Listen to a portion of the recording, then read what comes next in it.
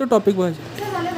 Okay, तर आजपासून आपल्याला काय करायचं, ऑलिम्पियाडचा आपल्याला पहिला टॉपिक स्टार्ट करायचा. Olympiad class reproduction organism. Reproduction म्हणजे काय, तर एखादी ऑर्गॅनिझम, बरोबर, त्या ऑर्गॅनिझम पासून जेव्हा नवीन ऑर्गॅनिझम बनतो त्या प्रोसेसला काय म्हणतात, रिप्रोडक्शन. तर डेफिनेशन लिहा, रिप्रोडक्शन.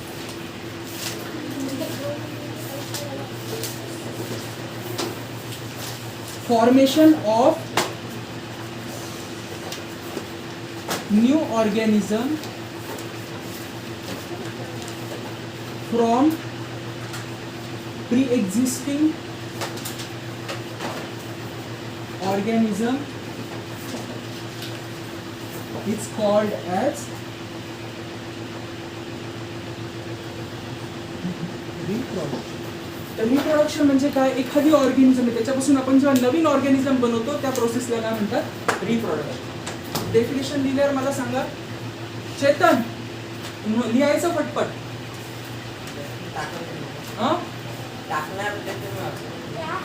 मी टाकणार नाहीये, पण लिहायचं.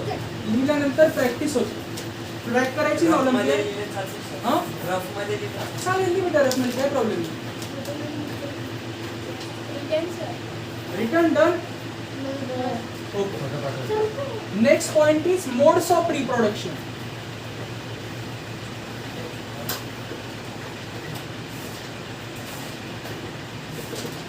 There are two modes of reproduction. The first one is asexual reproduction. The second is sexual reproduction.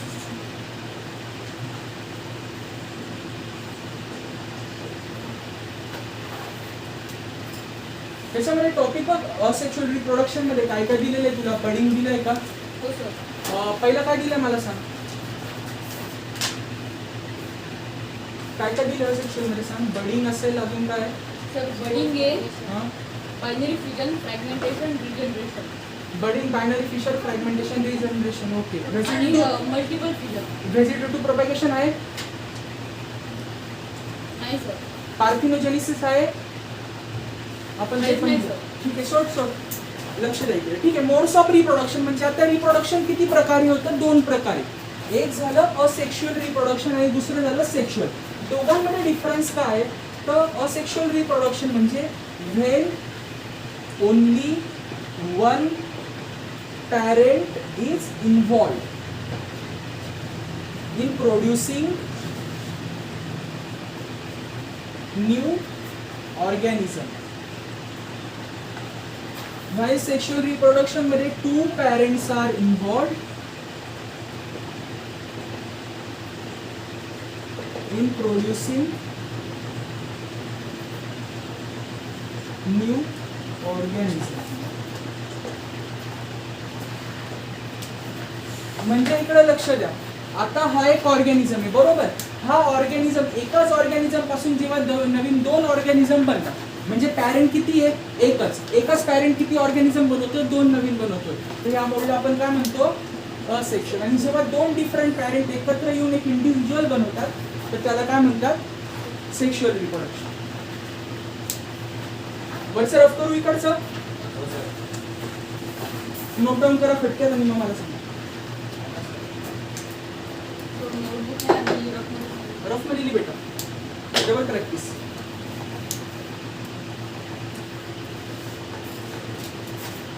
ते व्हिडिओ सुरू आहे ना?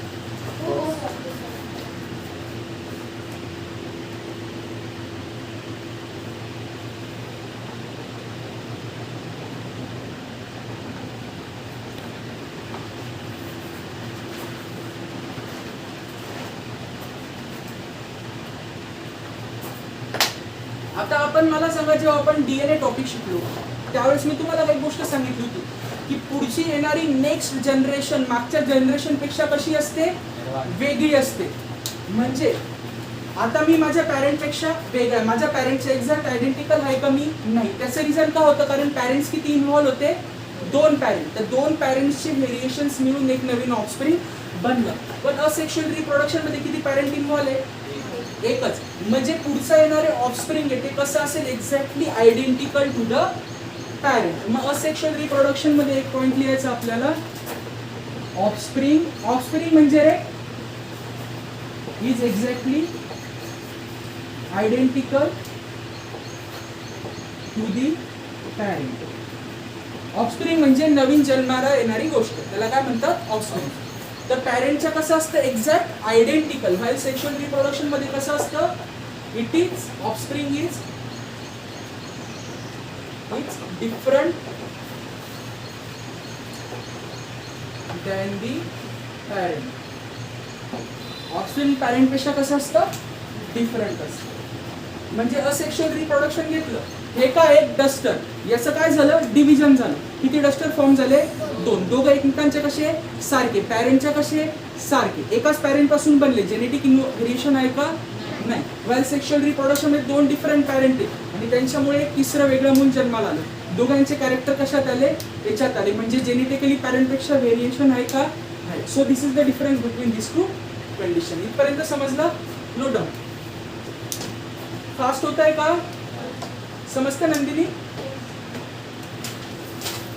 इशिका समझ में आ रहा है बेटा.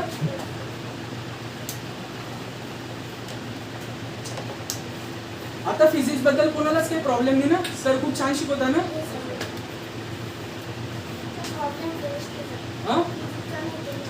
केमिस्ट्री साठी पण येते बेटा लवकर. थोडा टाइम द्या, चांगली फॅकल्टी बघायला लागेल ना. तर योगेश सरांना बोलवायचं परत नाही ना.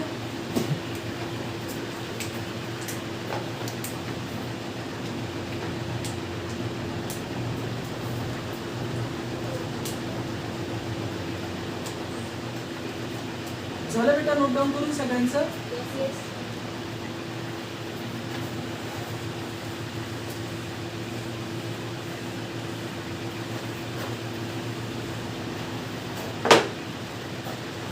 सो मोठा पॉईंट टाकायचा आपल्याला असेक्शुअल रिप्रोडक्शन.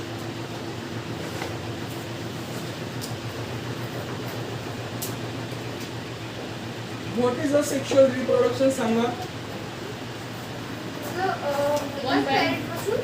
एकाच पॅरेंट पासून जेव्हा ऑफस्प्रिंग बनतात तर त्याला म्हणतात असेक्शुअल रिप्रोडक्शन. आणि येणारी पुढची जनरेशन मागच्या जनरेशनच्या कशी असते, एक्झॅक्ट आयडेंटिकल असते. म्हणजे जेनेटिक स्ट्रक्चर जे माझं असेल तेच माझ्या पुढच्या जनरेशनचं असेल जेव्हा सेक्शुअल रिप्रोडक्शन झालं, बरोबर. तर आता आपल्याला याचे प्रकार शिकायचे. तर सगळ्यात पहिला प्रकार आपल्याला शिकायचा आहे, पॉइंट आता बायनरी फिशन.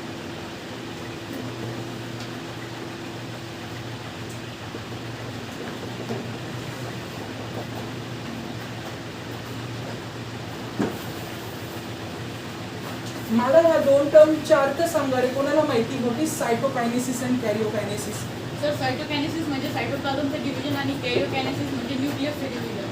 न्यूक्लियसचं डिव्हिजन, बरोबर. मग मायटोसिस मध्ये काय होतं.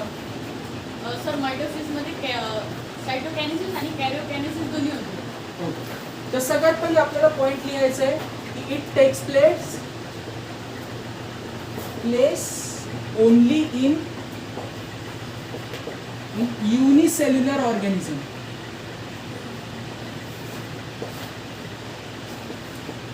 म्हणजे बायनरी फिशन कोणामध्ये होतं, फक्त युनिसेल्युलर ऑर्गॅनिझम, म्हणजे जे फक्त एका सिंगल सेलने बनलेले अशा ऑर्गॅनिझम्स मध्ये काय होतं, बायनरी फिशन.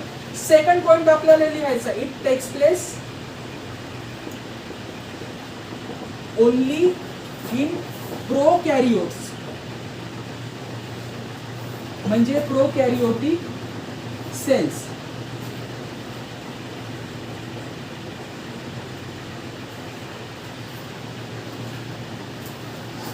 कोणामध्ये होतं, फक्त प्रोकॅरियोटिक सेल मध्ये होतं. कुठे होतं, फक्त प्रोकॅरियोटिक सेल मध्ये. समजता बेटा श्लोक, पुढच्या वर्षी कामात येणार आहे म्हणजे 12वीला पण कामात येणार आहे. खूप महत्वाचा चॅप्टर आहे 12th साठी हा.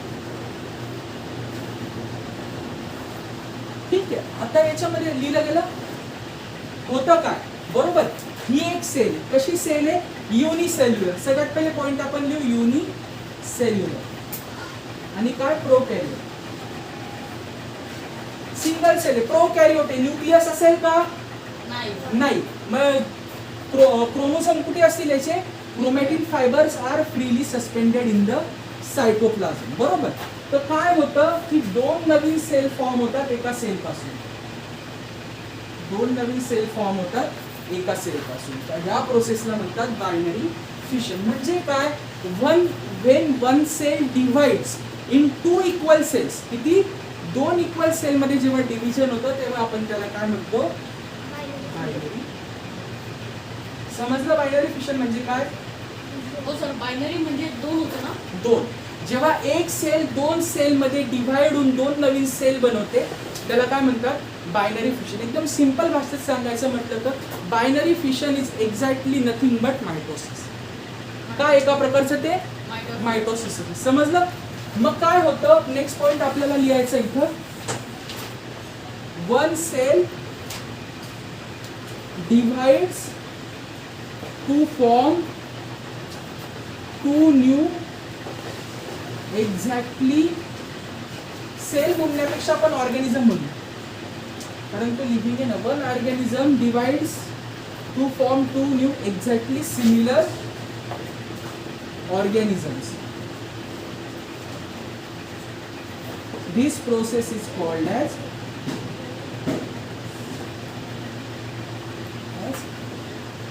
binary fission. बरोबर. म्हणजे इकडे लक्ष द्या, माझ्याकडे काय, हा एक ऑर्गॅनिझम आहे, बरोबर. हा एक ऑर्गॅनिझम, हा काय झाला, दोन इक्वल पार्ट मध्ये काय झाला, डिवाइड. आणि काय फॉर्म झाले, दोन नवीन ऑर्गॅनिझम. आता हा ऑर्गॅनिझम परत काय झाला,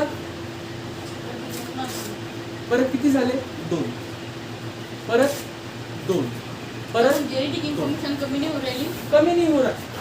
डीएनए रेप्लिकेशन होतं ना बेटा, डीएनए बायनरी फिजन मध्ये होते. कॅरिओकायनेसिसच्या प्रोसेसमध्ये.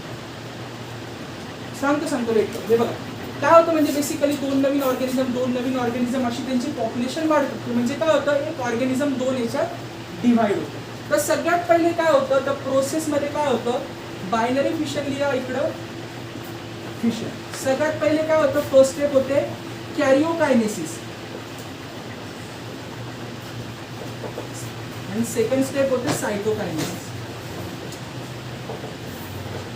मायटोसिस मध्ये काय होतं, मी तुम्हाला काय सांगितलं होतं की सगळ्यात पहिले डीएनए डिव्हाइड होतो, इकडं नवीन स्ट्रँड फॉर्म होते, इकडं नवीन स्ट्रँड फॉर्म होते आणि दोघं काय होतात, सेपरेट होतात. जेनेटिक नंबर कसा राहतो, सेम राहतो. आता याच्यात काय होतं, हे बघा,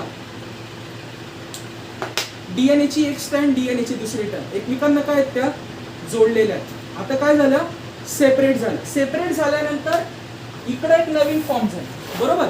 इकडे एक नवीन फॉर्म झाली आणि इकडे पण एक नवीन फॉर्म झाली, बरोबर. आता माझ्याकडे डीएनए चे किती कॉपीज आहेत, दोन. हा कुठे गेला, इकडे.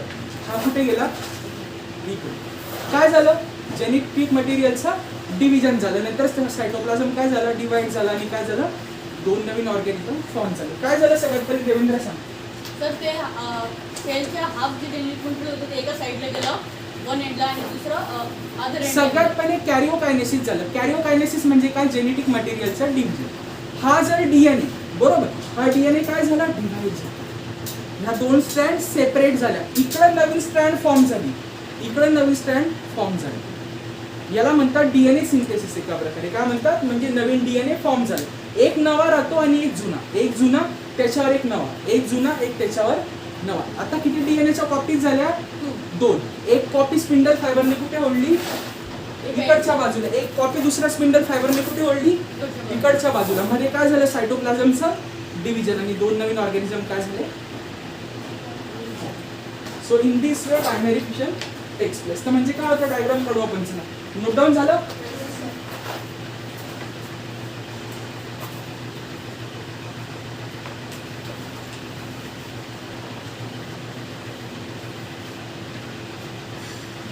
समजलं का बायनरी फिशन म्हणजे काय, इशिका समझ में आया बेटा,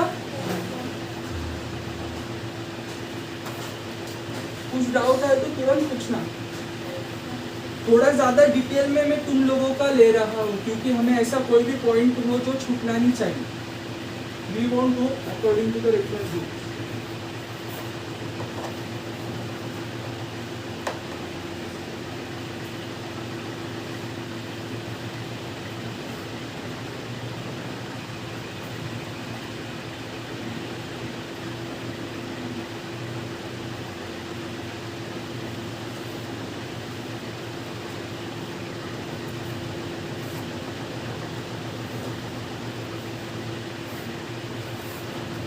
ठीक आहे, समजलं इथपर्यंत.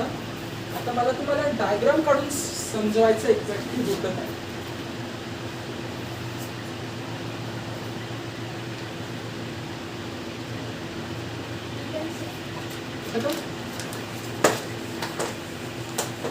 सगळ्यात पहिले डायग्राम ड्रॉ करायची आपल्याला. युनिसेल्युलर ऑर्गॅनिझम काढायचं, बरोबर. युनिसेल्युलर ऑर्गॅनिझम काढायचं आणि त्यामध्ये मी 2 बॉक्सेस काढले, N आणि N, म्हणजे टोटल किती होतात ते 2N, बरोबर. N म्हणजे काय, एका साईडचा N म्हणजे अर्ध जेनेटिक मटेरियल आणि दुसऱ्या साईडचा N म्हणजे अर्ध, आणि दोघं एकमेकांना जॉईन. म्हणजे सेलमध्ये जेनेटिक मटेरियल किती आहे, 2 क्रोमोझोम प्रेझेंट, त्याच्यामुळे आपण त्याला काय म्हटलं 2N. आता काय झालं, सगळ्यात पहिले कशाचं डिव्हिजन झालं, न्यूक्लियसचं डिव्हिजन झालं. कशाचं, जेनेटिक मटेरियलचं डिव्हिजन झालं.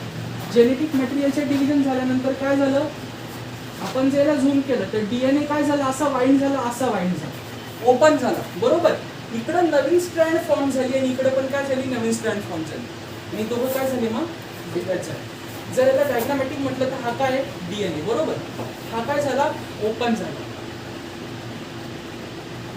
ओपन झाला, बरोबर. मग आता इथं नवीन स्ट्रँड फॉर्म झाला, इथं नवीन झाला, आणि काय झालं, आपल्याला किती कॉपीज भेटले. इन दिस वे काय होतं, कॅरिओकायनेसिस. सगळ्यात पहिले काय झालं आपल्याला, आता 2 कॉपीज भेटल्यात, बरोबर. मग काय झालं, सेलचं आता सायटोकायनेसिस झालं, म्हणजे सायटोप्लाझम मधून काय झालं, श्रिंक झालं. म्हणजे आपल्याला एक अशी स्टेज भेटली, याचं जेनेटिक मटेरियल इकडं, याचं जेनेटिक मटेरियल इकडं, आणि नंतर आपल्याला काय भेटलं, 2 individual. So in this way binary fission text.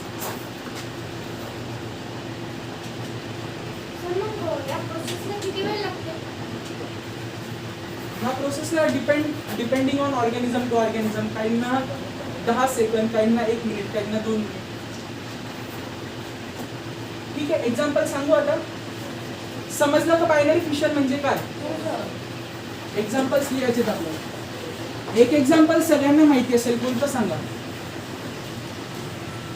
तर ॲनिमल सेल डिव्हिजन, अमिबा. आपण काय बघतो आता, असेक्शुअल रिप्रोडक्शन कोणामध्ये होतं, कोणत्या ऑर्गॅनिझम मध्ये होतं, inside the amoeba. So first example is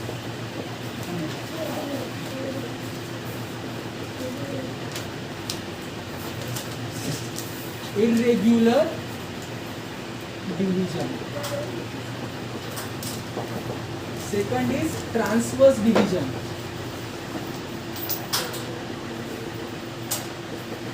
Third one is longitudinal division.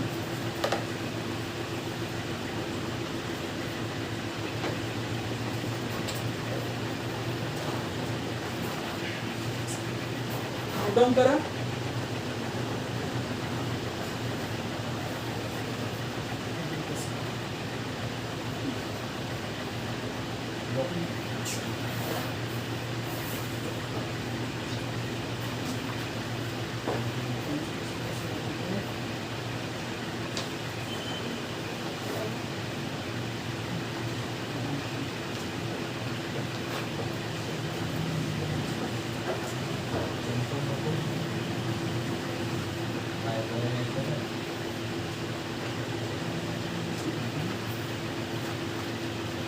Examples लिहून द्या, मग मी तुम्हाला सांगतो एक्झॅक्टली आहे काय.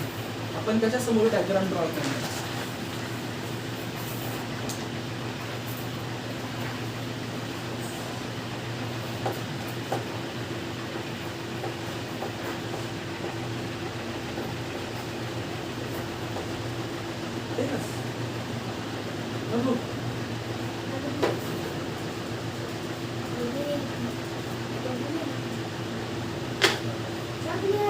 मी जेवढं तुम्हाला शिकवतो तेवढा जरी तुम्ही अभ्यास केला तर तुम्हाला ऑलिम्पियाड मध्ये तुमचा बायोचा एक सुद्धा मार्क जाणार नाही. तो बेटा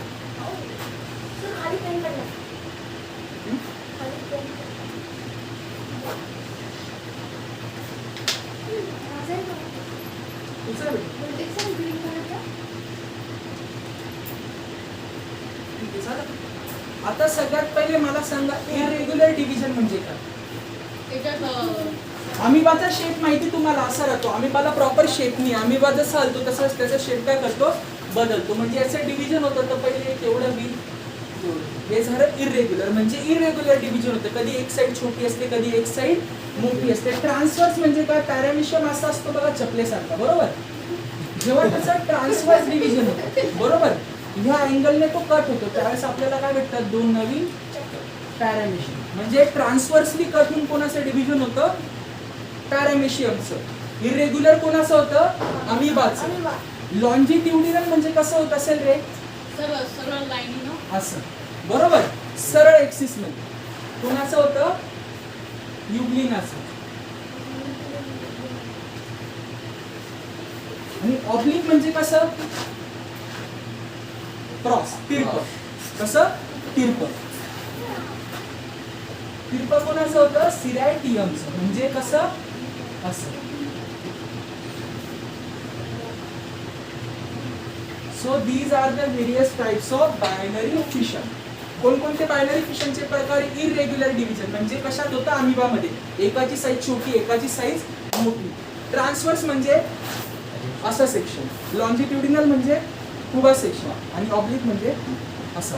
लॉन्जिट्युडिनल, लॉन्जिट्युडिनल, ट्रान्सवर्स, ऑब्लिक आणि इरेग्युलर. समजलं काय, माझा हातच कापली.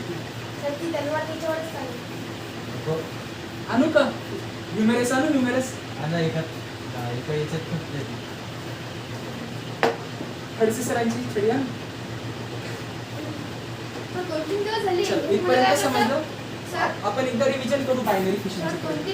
रफ करू ना, रफ करू ना सगळं.